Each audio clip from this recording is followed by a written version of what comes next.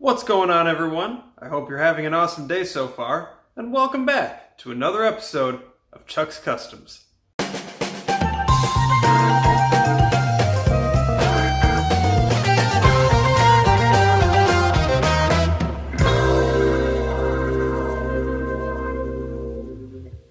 So in the last episode, we finished dressing up the 12 valve and making it look absolutely beautiful. I'm still just absolutely amazed at how well that thing came out. It's beyond anything I could have ever expected it to be. Yeah, she's good. She's alright. And you probably remember me revealing this beautiful NV4500 5-speed manual transmission. I'm excited about it, you're excited about it, it's a whole thing.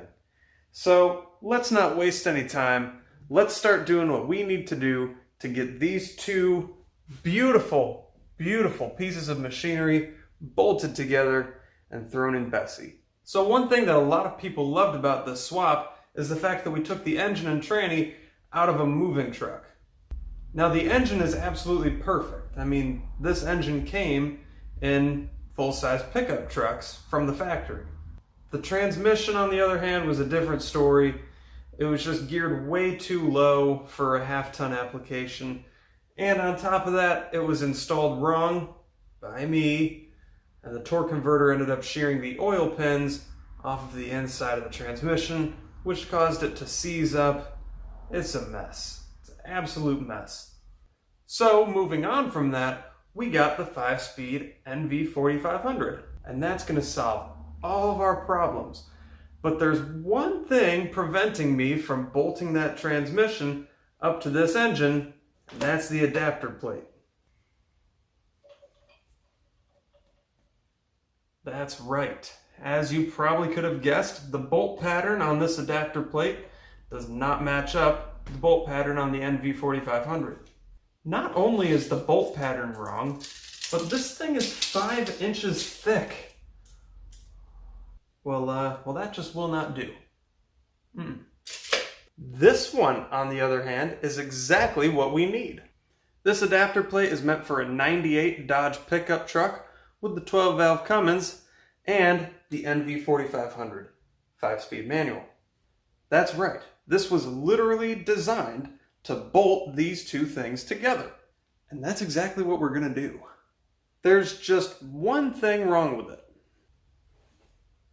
It's not yellow, and the engine's yellow. So my first order of business is going to involve getting this little pretty chunk of aluminum to match that beautiful, beautiful paint job we have on the 12 valve.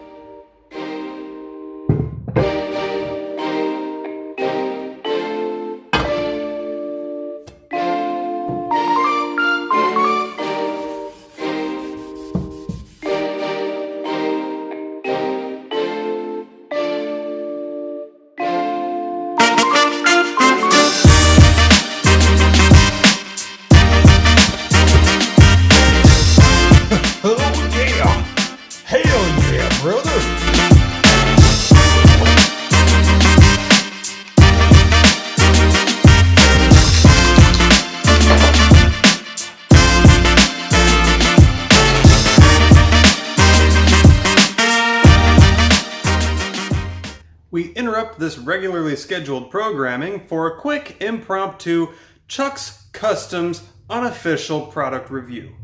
So this is the Harbor Freight brand of spray paint, I guess, or at least I found it at Harbor Freight. And when I looked up reviews before I bought it, pretty much everything for Harbor Freight came up. So I'm assuming that that's their brand of spray paint. Now, I'm not trying to knock Rust-Oleum. Clearly, I'm a fan of their products. I've used them for many, many years now, and I don't really use anything else. However, Harbor Freight didn't have any Rust-Oleum self-etching primer, but they had this stuff. Let me just say, this has got to be the smoothest rattle can self-etching primer that I have ever used. That's a pretty big feat, Harbor Freight. Like, damn. So again, I'm not trying to knock Rust-Oleum, but Rust-Oleum, Harbor Freight's kind of got you beat on this one. And let me just clear the air. I am not affiliated with nor sponsored by Harbor Freight or Iron Armor or anything like that. I mean, I wouldn't be upset if they contacted me. But yeah, either way, let's make it match the engine.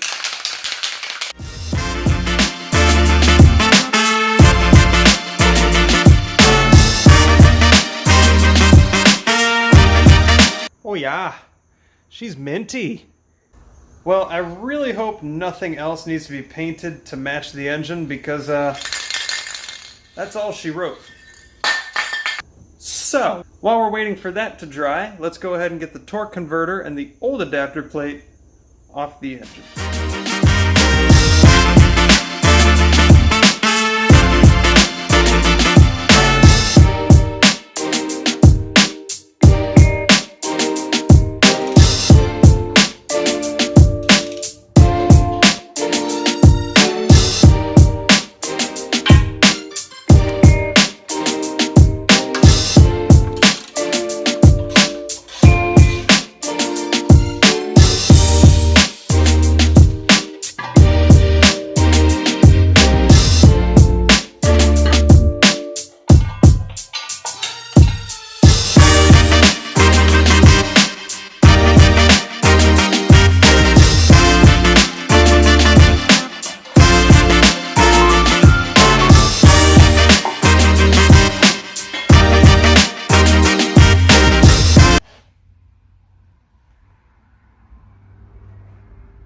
What the hell is this thing?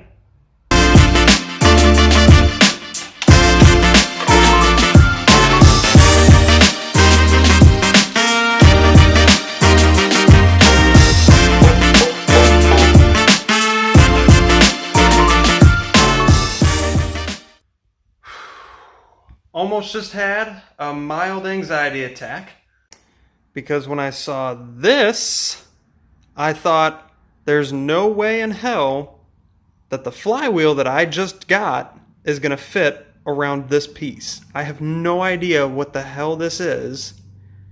And then I thought maybe the crankshafts for the industrial applications were made different than the light duty applications. And it started to freak me out. But then I noticed a tip from the Apex School of Engineering. It comes right off. So apparently this is part of this whole thing and not a crucial part of the engine that our new flywheel will bolt to.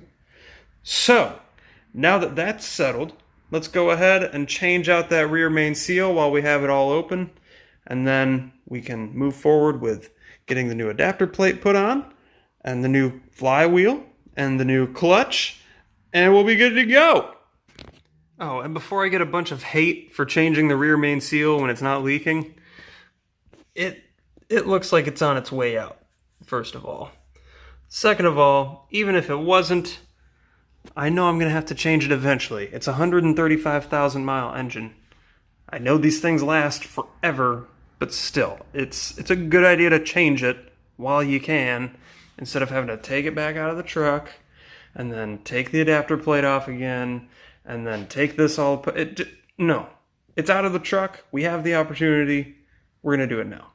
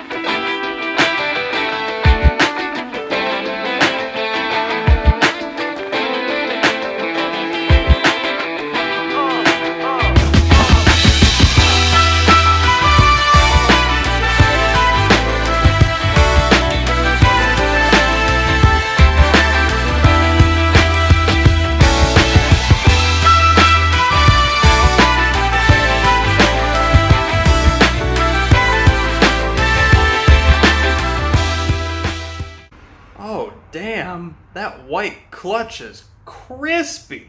I almost kind of like the white on the yellow and black. It's pretty nice looking.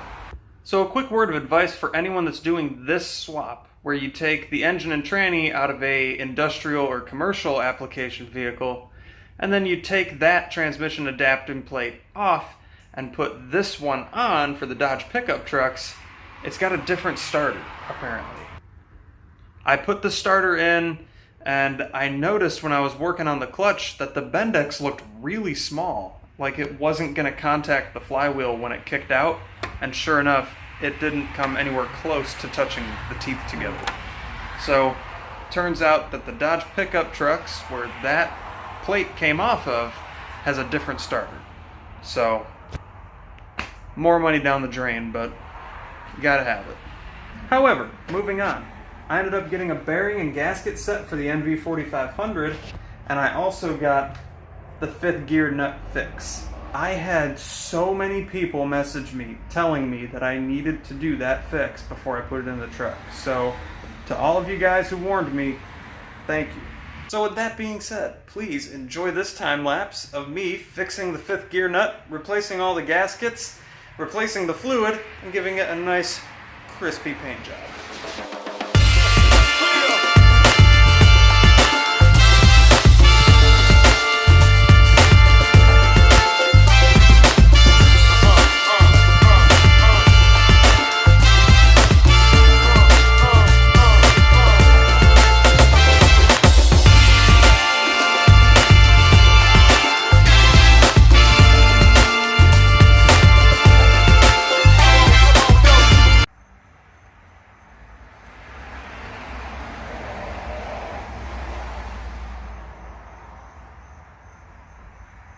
Something tells me that's not right. So far, all the teeth look fine. However, there's only supposed to be one nut here, first of all, and there's two, and they both are the fix nuts, which means someone already was in this transmission and not only put the nut fix on there, they put two of them on there. It almost makes me feel bad for taking this thing apart. But at least now I know that that's good to go, and it looks like they really hammered them on. But at least now I know 5th gear looks awesome. There's no teeth missing out of this transmission. So far, it looks like a really clean transmission. I almost wonder if it's been rebuilt at some point. But either way, let's keep moving on it, because the show must go on.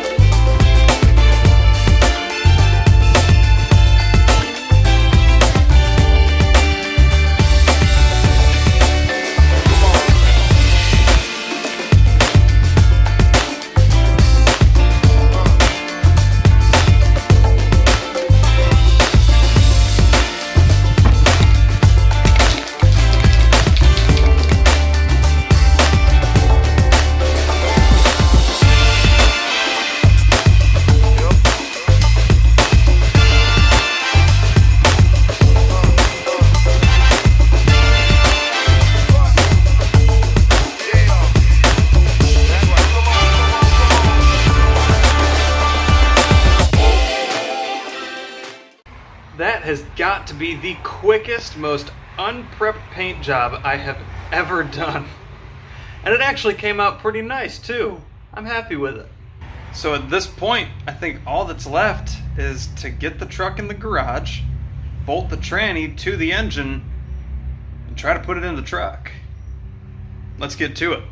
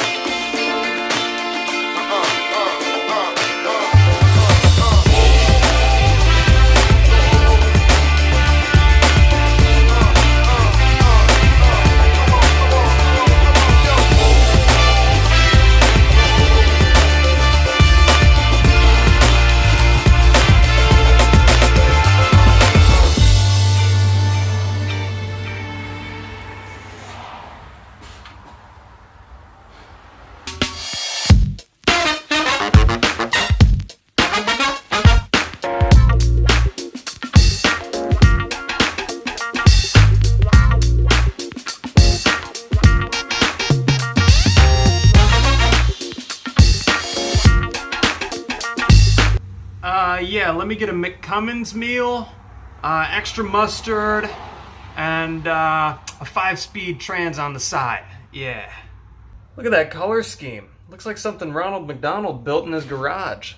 Thankfully, you're not going to see the transmission, though. It's going to be underneath the truck. Either way, let's go ahead and turn our attention to that atrocity called the transmission tunnel. Let's take that out. That way this will go in, and then we can redo that to look a little bit nicer this time, because I kind of rushed it. So, let's get that worked out, and then let's get this into this.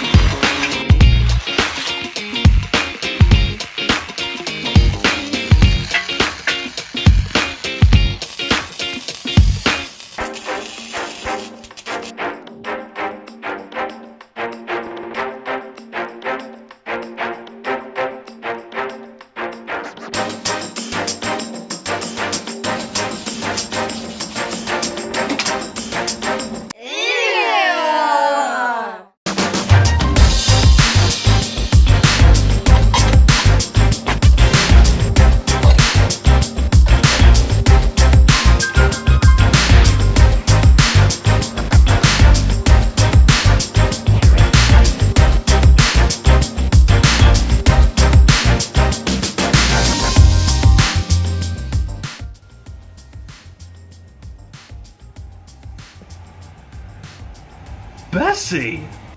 Man, she is looking good!